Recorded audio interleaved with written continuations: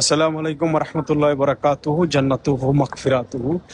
মই আমাৰ যিমান ৰিডবাকৰ গেষ্ট আছে আৰু যিমান আমাৰ ইয়াত গেষ্ট আহিছে নিউ বা পুৰণা, যোনে যোনে ৰিডবাকৰ পৰা পিজ্জা খাব আহিছিল কিন্তু পিজ্জাটো পোৱা নাই, ৰিটাৰ্ণ যাব লগা হৈছে পিজ্জা নোখোৱাকৈ। মই স্পেচিয়েলি চবৰ পৰা মই ক্ষমা সুধিছোঁ, মোক মাফ কৰি দিয়ক।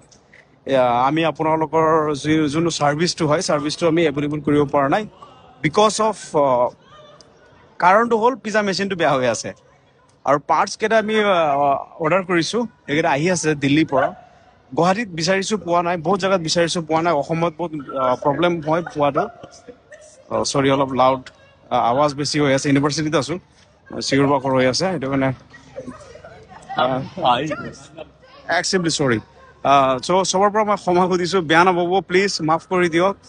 যোনটো প্ৰমিছ আমি কৰিছিলোঁ যে আমি কোনো কাষ্টমাৰক মানে নিৰাশা নকৰোঁ, যোনে আহি পেলাই আমাৰ ইয়াত বিন্দাছ ভালকৈ খাব পাৰিব ইনশাল্লাহ। বেছি নোৱাৰো, এসপ্তাহ বা 10 দিন পিছৰ পৰা পিজ্জা এভেইলেবল থাকিব। আমি আপডেট দি দিম ইনষ্টাগ্ৰামত বা ফেচবুকত বা হোৱাটছআপত, বা আমাৰ কণ্টেক্ট নম্বৰ যোনটো আছে আমাৰ মেনেজাৰ মিষ্টাৰ খলিলুৰ ৰহমান, তেখেতক কল কৰিলেও হ'ল, আপডেট লৈ ল'ব। আৰু প্লিজ বেয়া নাপাব, চৰি, এক্সট্ৰিমলি চৰি, পিজ্জা এভেইলেবল নোহোৱাৰ কাৰণে extremely sorry. Thank you and I hope মোক মাফ কৰি দিব, আমাক চবক মাফ কৰি